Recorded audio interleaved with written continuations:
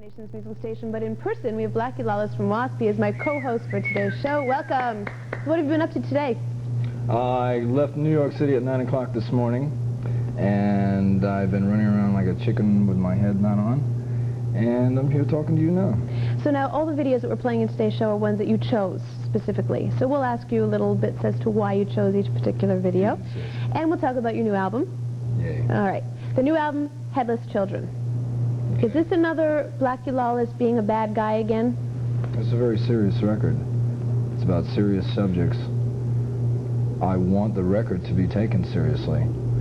And people, when they hear the idea of the Headless Children, they think, oh God, they're out lopping kids' heads off again. This is not about that at all.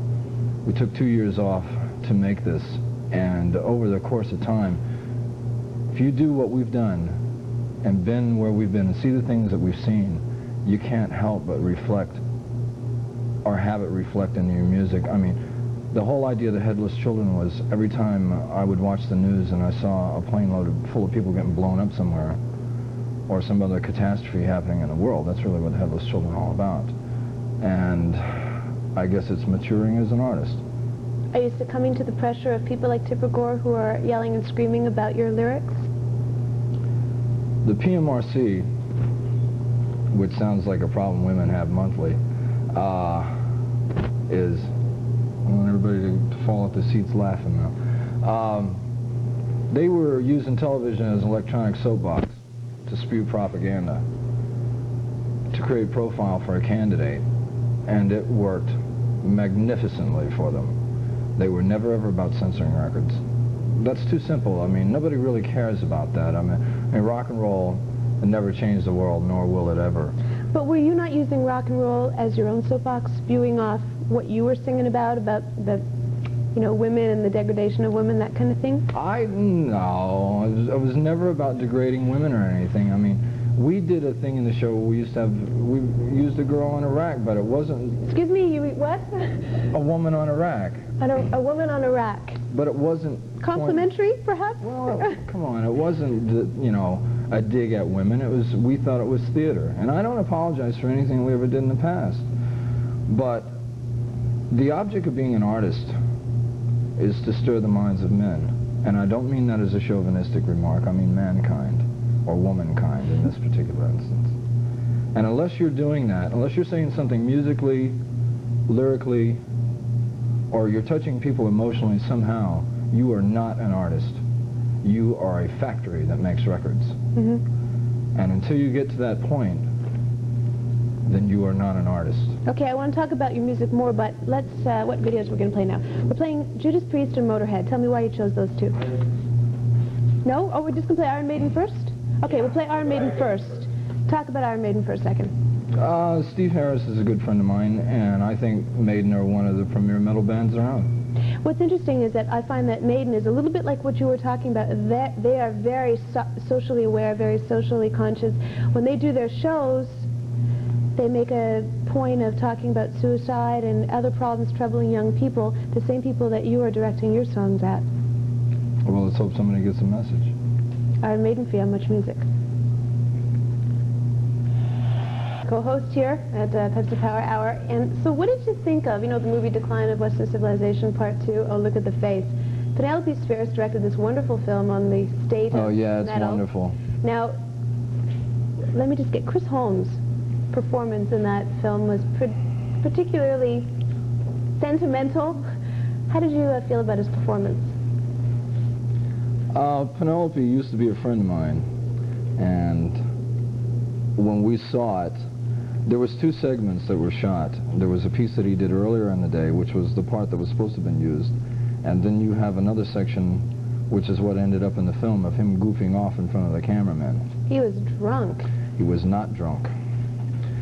I mean, when your mother is sitting next to you and you're lying in a pool, he thought that he was going to be entertaining for the camera, him constantly being on stage, right? And that's what happens when you goof off and you get caught.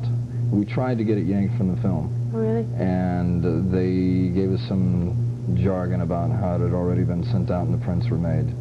So thank God it wasn't Gone with the Wind or something where everybody could have seen it, because I mean, the message that we're trying to put across with this record now, that totally contradicts everything that we're talking about. I mean, but by the same token, you know, I mean, the only thing I want to say on this is get people to be a little bit more responsible for themselves, because if I want to go out and have a couple of drinks, that's my business.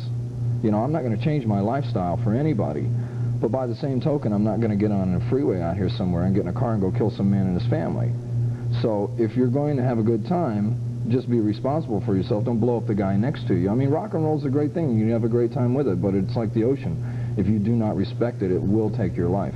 But at the same point, you are in the public eye, and if you go and have more than 6 drinks, whatever, because you're very tall, you need lots to get drunk, then, and if you go out in public, and people see you drunk, then you become a role model for people. So, and you have to be aware of that at the same time. You are a very big role model. Well, I would agree with that, but you also have to understand that the people that do what we do have our own lives.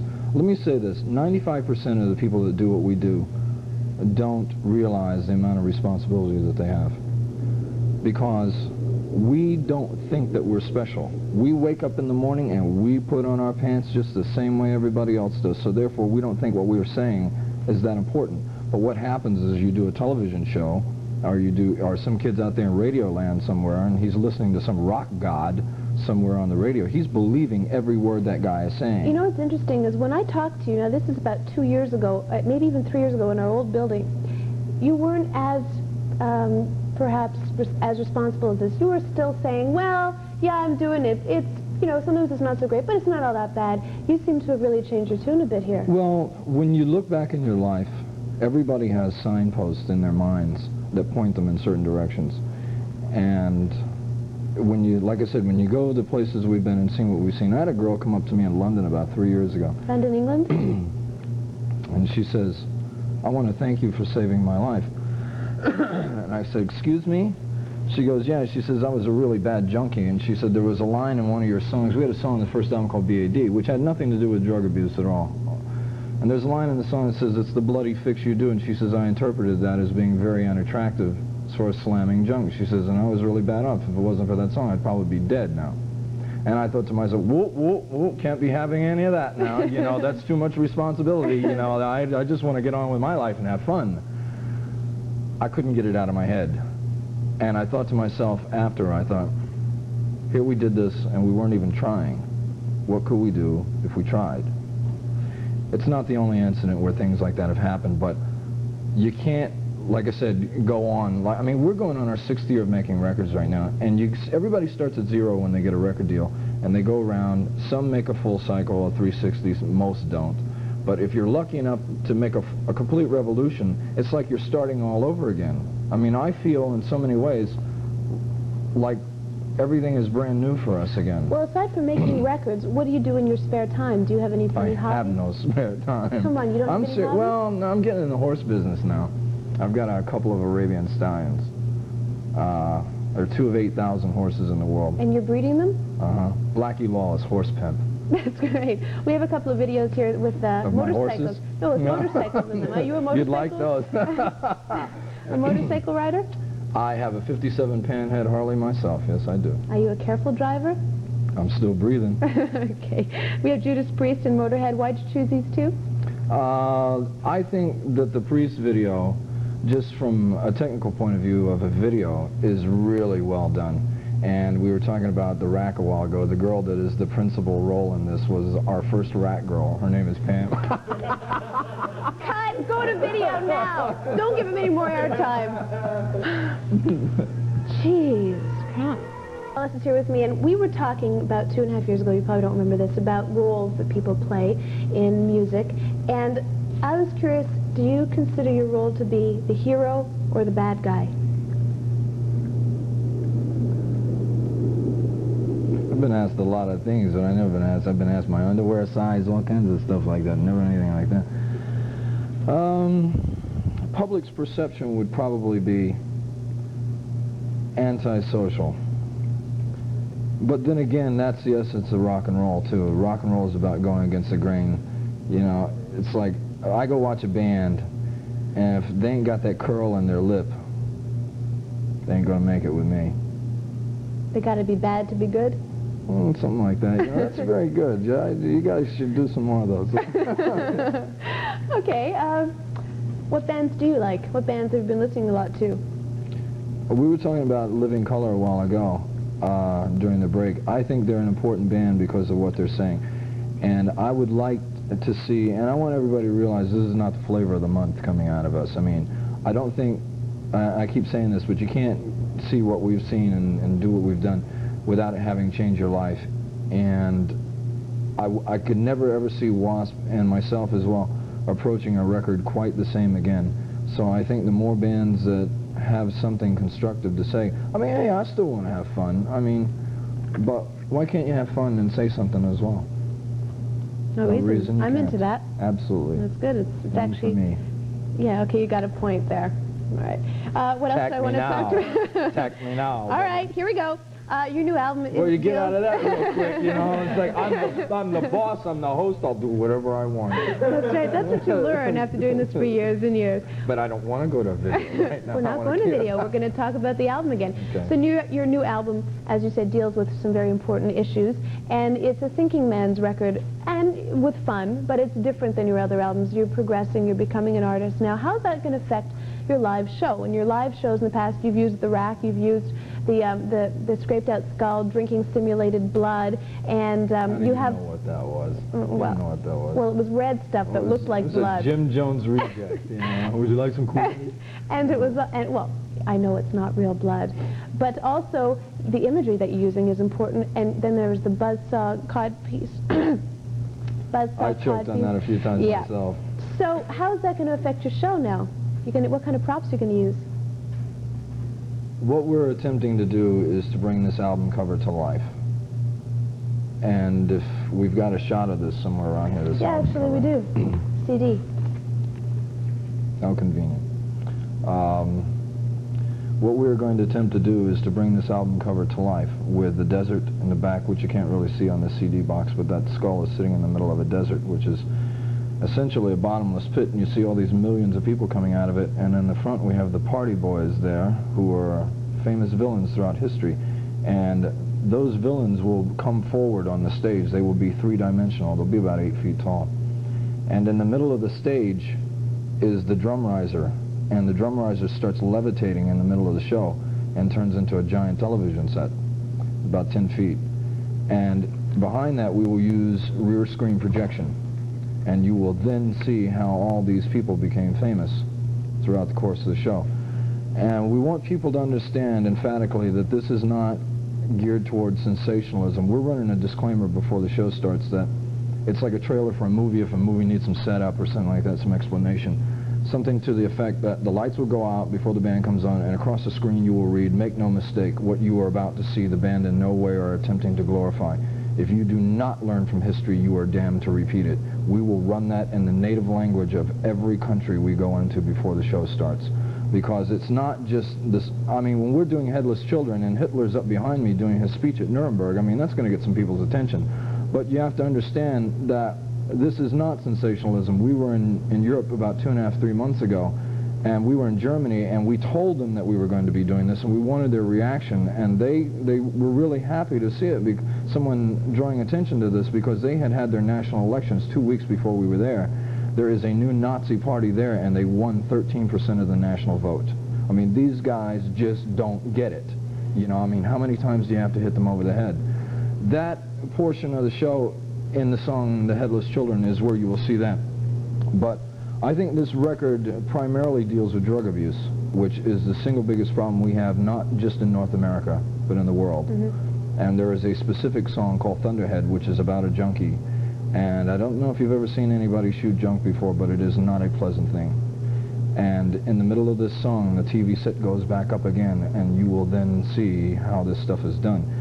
And I have seen this show, we've been rehearsing it in LA for about a month, and it definitely makes people squirm when they watch it. But the object is to get the fans, when they walk out of this room, to run the films back in their own mind, to think, what did I just see? To make it so unattractive that they would never, ever entertain the idea of doing anything. You're doing like a sort of a Clockwork Orange on the audience?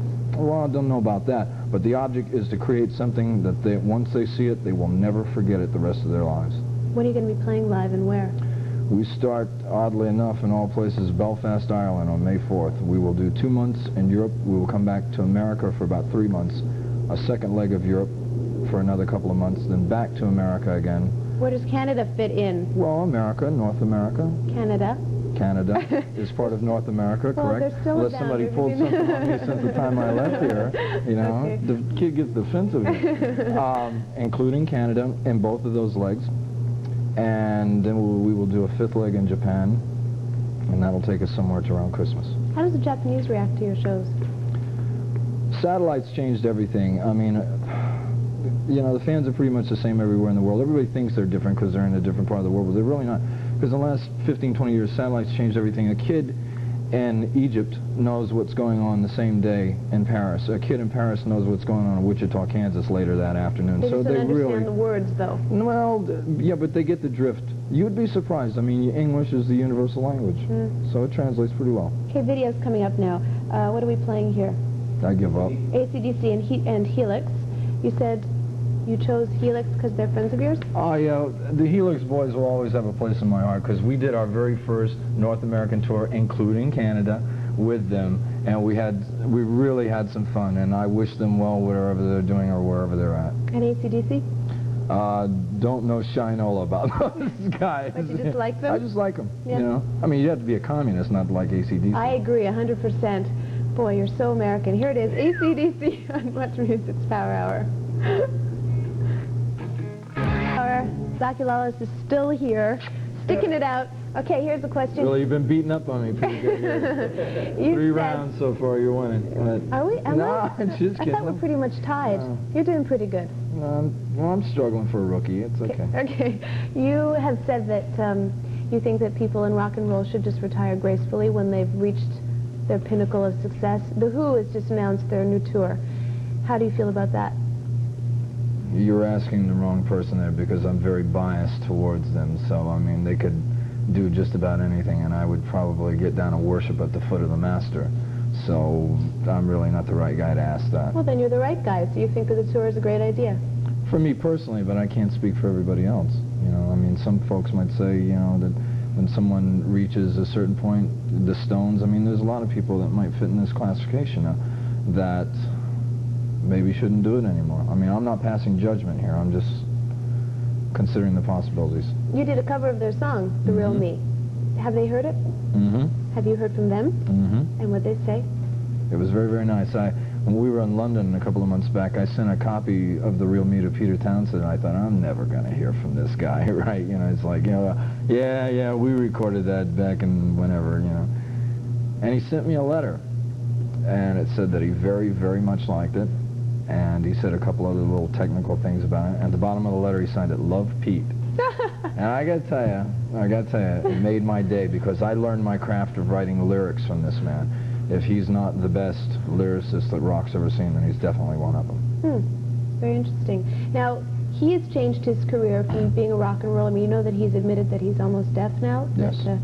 So he has gone more away from rock and roll, and he's become an editor at Faber and Faber. He's working a lot. He's been doing that for quite some time. Working in the literary world, and now we hear that you are thinking of entering the political world. Something about a senator? If I thought that I could do somebody some good, then I would. I mean, I made that statement a few months back about wanting to become a senator when I wasn't playing music anymore. And the problem is that if you're going to help John Q. Public, you're going to have to ruffle feathers to do that. And usually those feathers belong to a very big bird. And I'm not talking about Sesame Street now. I'll give you an example. The Kennedy brothers, who I believe believed in what they were doing, regardless of the background that they came from, I believe that they were very conscientious about what they were trying to do. The problem is they went after men who had entire armies behind them. And the Kennedy brothers had briefcases. And the problem is that bullets go right through briefcases. How does that affect you? You're afraid of being shot? I've been shot at twice. And angry boyfriends? No. I mean, the reason is not important. It was band related. We were performing once, and once we were doing a location photo session. And I've had more death threats than I can shake a stick at. Now, who is this? Angry parents who don't like the music? I have you're no playing? idea. If that were the case and we knew, the FBI wouldn't have had to come to live with me for about a month, 3 years ago. So, I mean, you know, it's like, who's running this asylum now? The inmates, you know? Taking all that into consideration, I mean, I live in a state where we had a real, honest-to-God, rock and roll governor out there when I first, I mean, the guy was sleeping with a rock star, you know, I mean, in the governor's mansion out there. It was really cool. And the guy was really genuinely trying to help people, and because he upset big business, they drummed him literally out of politics. So because of that, you think because big business wouldn't necessarily be on your side, you have no chance? I could never, I'm not saying that I couldn't have a chance. I could not compromise my beliefs and live with myself. I just couldn't do it. And when you don't compromise, if you don't bend, you break. And I don't want to end up being a martyr for anybody. I mean, I'd like to help a lot of folks, but I don't want to die in the process. Fair enough. Okay, a couple more videos. Sword, we have the album here. And would you like to show the album? There's Sword. Now, have you heard this band yourself? No, I can't say as I have. But you're interested in Canadian product, and this is the latest. It's a brand new video. It's called Sweet Dreams, and it's a very lovely album cover. Skull with snake going through it. Do you like snakes? Yeah, they're tasty. Good. And Tastes Ozzy, like chicken. Ozzy, Miracle Man, you said that you want to play this Well, I mean, Ozzy, I mean, this video is so hysterical for anybody who hasn't seen it yet. I mean, he's got pigs as a congregation. He's supposed to be Jimmy Swaggart. And, I mean, it's such a goof on it. I mean, you can't help but like it. Okay, here we go. Ozzy Osbourne on MuchMusic. I always get the last out. The show's almost over. But you had fun, didn't you? I can't remember when it's been a great pressure.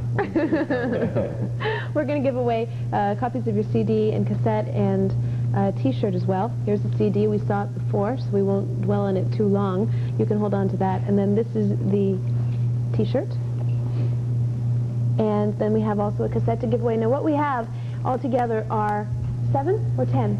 10 T-shirts. 10 T-shirts, 3 CDs, and 7 cassettes. And in order to win them, we have a very philosophical question for you to answer. And that is, we've discussed this, and we want you to tell us what the concept of the Headless Children refers to. That is the name of the album that W.A.S.P has spent 2 years and a lot of money working on. And and if you'd like to win a copy of this, all you have to do is write to the Headless Children, care of MuchMusic, 299 Queen Street West, Toronto, Ontario, M5V2Z5, or that is the Pepsi Power Hour. So get that in there, and we'll be sending the top 3 answers in. The ones who are most philosophically correct will receive the CD and a T-shirt, and all the rest of you will receive, who get the answer correctly, cassettes. So that's it. Okay, we're finished with that. I'll take that back now. Thank you very much. And we're going to let you go now, but before we let you go, I guess, any gossip you want to give us or anything else that you haven't said that you'd like to say? Nothing particularly It's your chance. that I can think of. Now's my time to get you back, right? Yeah. No, that's so Be no, careful. everybody, I want everybody to buy this record. I have horses somewhere in California that are going to starve if they don't buy this record. So please, have mercy on those beasts. Okay, thank you very much. It was a pleasure. Thanks, Ma. This is the real thing. For who? And yo.